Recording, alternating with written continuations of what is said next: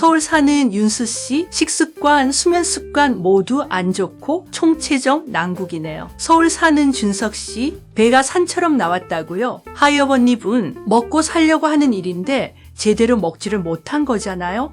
안녕하세요. 에스더TV 구독자 여러분, AI 스더입니다. 오늘은 여에스더 박사님께 다른 일정이 있어서 제가 이렇게 대신 나오게 되었는데요. 바로 이럴 때를 위해서 제가 만들어지게 된 거 아니겠어요? 오늘은 건강관리를 하지 않아 걱정되는 사람에게 대신 잔소리를 해드리려고 미리 사연을 받아봤어요. 그럼 잔소리 시작하도록 할게요.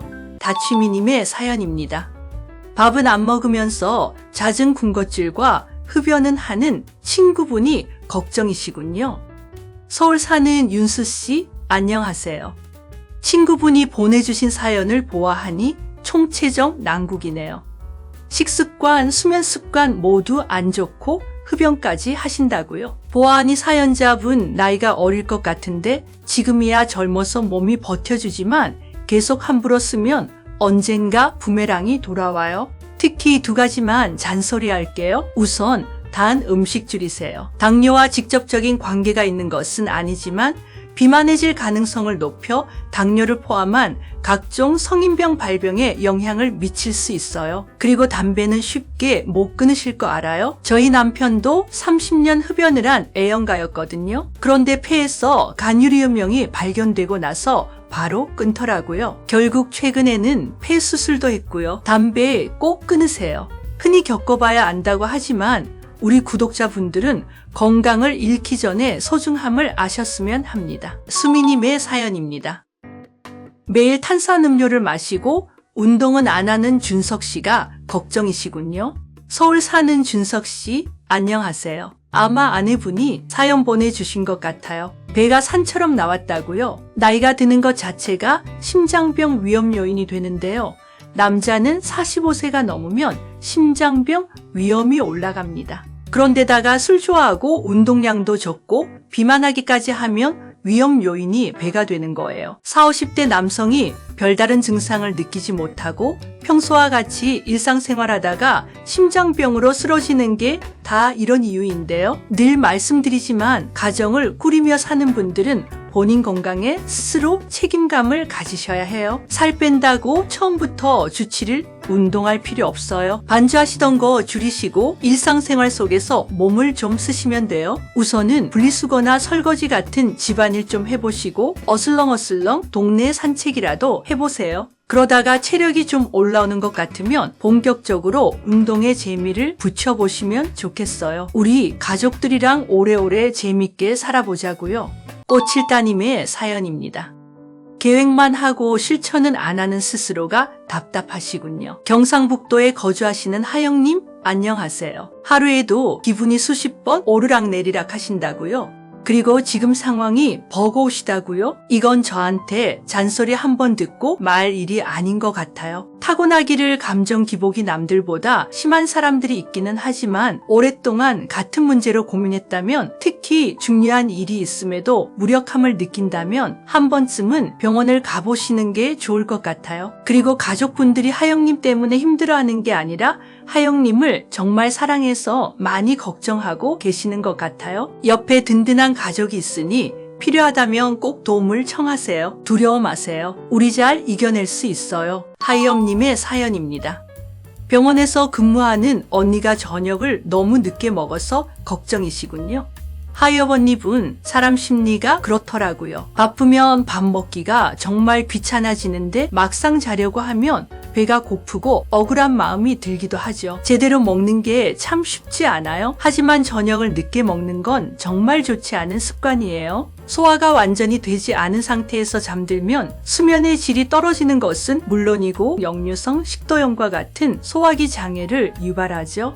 특히 언니분 같은 경우는 점심 이후로 강도 높은 노동을 하고 공복 시간이 긴 상황에서 저녁을 먹게 되니까 허겁지겁 먹게 될 확률이 높잖아요. 소화불량이 나타나기 더 쉽죠. 또한 저녁 식사를 늦게 한 사람들은 생체 리듬이 맞지 않아 비만해지기 쉬워요. 최근 연구에 따르면 혈당과 혈압도 올라간다고 보고되고 있어요. 하루 종일 고된 업무에 시달리는 것도 스트레스인데 건강까지 나빠지면 마음이 더 힘들어져요. 먹고 살려고 하는 일인데 제대로 먹지를 못한 거잖아요. 이거 너무 억울하지 않나요? 그러니까 조금만 신경을 써봅시다. 우선 저녁 시간에 귀찮더라도 허기를 면할 만큼은 식사를 하세요. 그러고 혹시 퇴근 후에 집에 돌아와서 배가 고프면 식이섬유와 수면에 좋은 마그네슘이 풍부한 바나나, 포만감이 오래 유지되는 단백질이 많이 함유된 계란이나 저지방 우유, 무가당 요거트와 같은 음식을 추가로 드세요. 속이 부대낄 만큼 많이 먹는 게 아니라면 이런 음식은 조금 드셔도 괜찮습니다. 혹시나 궁금하신 게 있다면 또 문의 주시고요. 앞으로 동생분이랑 같이 건강하게 잘 지내시길 바랄게요. 리더스님의 사연입니다. 친구분의 크론병이 걱정이시군요. 식습관과 생활습관이 안 좋으시다고요? 상훈씨, 안녕하세요. 친구분이 상훈씨 걱정이 많아요. 크론병 진단을 받으셨다고요? 크론병 고생 정말 많이 하고 쉽게 낫지 않는 병입니다. 하루에도 몇 번이고 복통과 설사로 화장실을 가야 하는데요. 생활습관이 크론병 자체의 직접적인 원인은 아니지만 크론병 진단을 받으신 상황이니 치료 경과에는 매우 중요하게 작용합니다. 일단 장에 가장 안 좋은 건 술과 자극적인 음식입니다. 오랜 세월 굳어진 생활 습관을 지금 당장 완벽하게 바로잡는 것은 어려우니 올 하반기에는 술과 자극적인 음식이라도 꼭 절제하시길 바랍니다. 또한 염증성 질환인지라 세포 재생을 위해 고단백 식사를 해주면 좋은데요. 너무 기름진 육류 말고 두부나 달걀, 콩, 두유 등으로 단백질 보충을 충분히 해주시길 바랍니다. 장 건강 더 나빠지면 삶의 질이 정말 뚝 떨어져요. 이제라도 꼭 관리해요. 김봉구님의 사연입니다. 폰하느라 너무 늦게 잠에 드는 친구분이 걱정이시군요.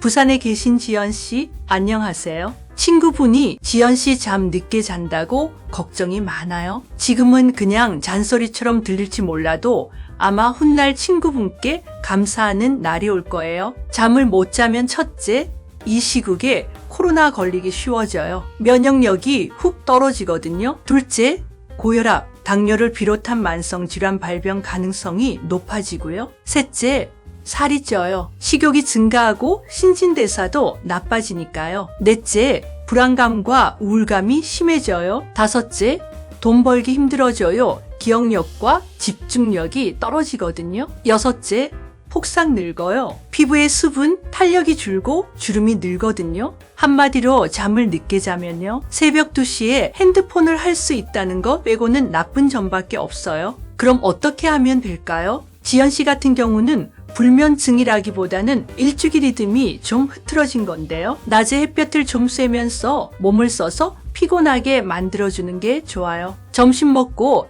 햇볕 보면서 산책이라도 해주고 오후 늦게 커피 드시지 마시고요. 30분씩이라도 잠드는 시간을 좀 앞당겨보면 좋겠어요. 이렇게 해도 나아지지 않는다면, 그래서 일상생활에 큰 지장이 생긴다면 병원 진료를 받아보시는 것도 좋겠네요. 그래도 지연 씨, 친구분 참 잘 두셨어요. 제임스딘님의 사연입니다.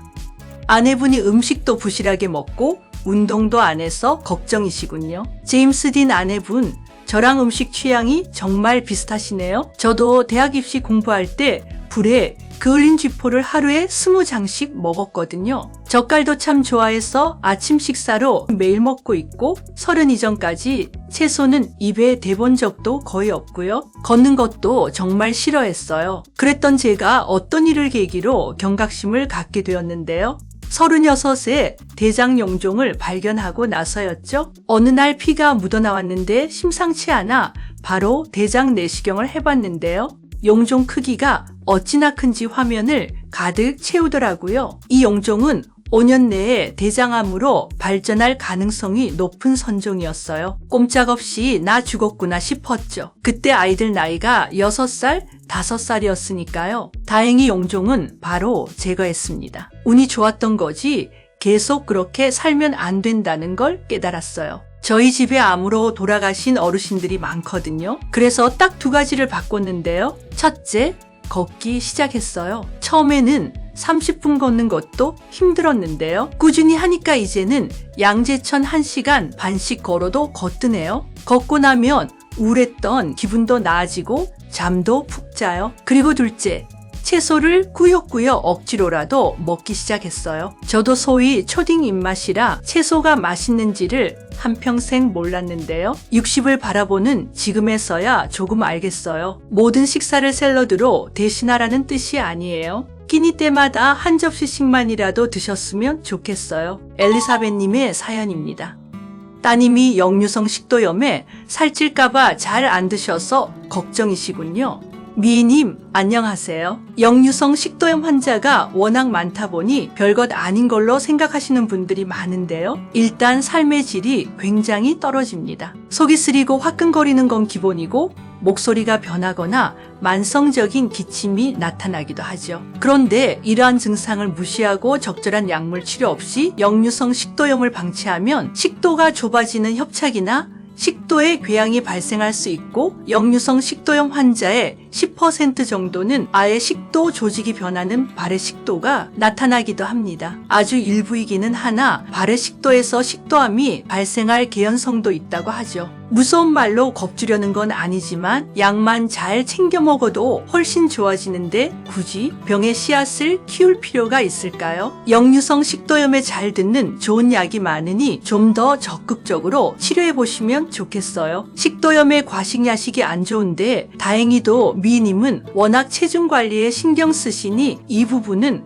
걱정할 필요가 없겠네요. 다만 저녁 식사 시간을 좀 더 당기시는 게 좋겠고 일하시면서 커피를 좀 많이 드시는 편이라면 이참에 꼭 줄여보세요. 또 하나 더 잔소리를 하자면 딱 보니까 단백질 섭취가 부족하실 것 같아요. 역류성 식도염에 기름진 음식도 안 좋은데 꼭 기름진 고기가 아니어도 단백질을 공급할 수 있는 좋은 음식이 많거든요. 두부나 계란은 단백질도 풍부하고 소화도 잘 되는 편이니 잘 챙겨 드세요. 점심은 아예 거르시기보다는 단백질 쉐이크라도 드셔보시면 더 좋겠어요. 체리님의 사연입니다.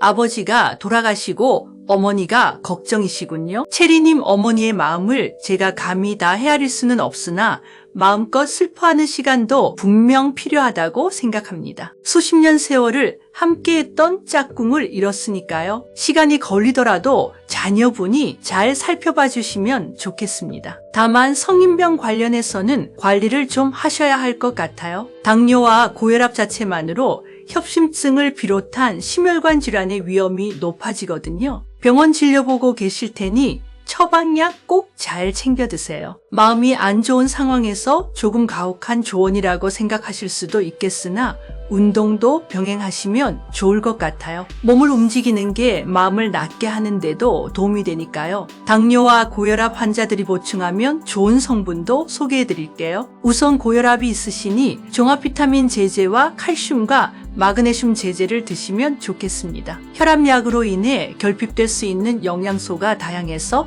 한 가지씩 따로 보충하는 것보다 종합 비타민을 드시는 게 효율적이기 때문입니다. 칼슘과 마그네슘은 부족한 경우 혈압 조절이 어려울 수 있어 추천해 드립니다. 다만 칼슘 단독 제제를 과하게 보충하면 오히려 심장병에 좋지 않다는 연구 결과가 있어서 칼슘과 함께 마그네슘도 보충하시는 걸 권장합니다. 또한 당뇨가 있는 분들께 가장 중요하다고 생각하는 성분은 오메가3입니다. 당뇨병은 우리 몸 곳곳에서 염증 반응을 유발합니다. 당뇨합병증의 대부분이 염증에서 시작됩니다. 또한 당뇨 환자의 가장 큰 사망 원인은 심근경색으로 꼽히는데요. 오메가3는 당뇨 환자의 염증 수치와 심근경색으로 급사할 위험을 낮추고 특히 심근경색을 한 번 앓은 경우 재발할 위험을 낮춰주죠. 추가로 당뇨 환자에게는 근육 형성을 위해 양질의 단백질을 보충하기를 권장하며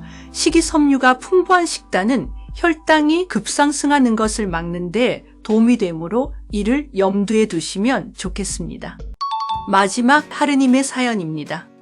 근육통이 심한데 그냥 참고 견디고 계시는군요. 통증은 참으면 더 심해져요. 아플 때 적절하게 관리를 안 하면 통증을 느끼는 감각이 더 예민해져요. 예전에 5일 정도 일하면 목과 어깨가 아팠다면 이젠 이틀만 일해도 아픈 거죠. 더 작은 자극에도 같은 신호를 보내는 겁니다. 몸이 하르님을 보호하기 위한 방법이지요. 진통제를 많이 먹으면 콩팥이 나빠진다는 이야기를 듣고 참는 분들 계시는데 타이레놀은 크게 걱정하지 않고 먹을 수 있는 진통소염제입니다. 참지 마세요. 일단 아픈 건 매일 꾸준히 마사지와 스트레칭으로 관리해 보세요. 이렇게 3개월 관리해도 안 되면 그때는 꼭 병원에 가보셔야 합니다. 다만 손저림이 있으며 목 디스크로 신경이 눌리는 것이니 빠른 시일 내에 병원에 가셔야 해요.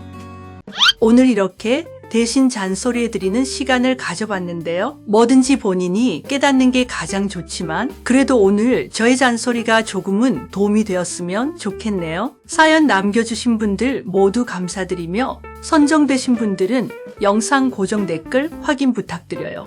이번에 참여하지 못하신 분들도 댓글로 사연 남겨주시면 제가 또 찾아오도록 하겠습니다. 감사합니다. 에아이스터였습니다.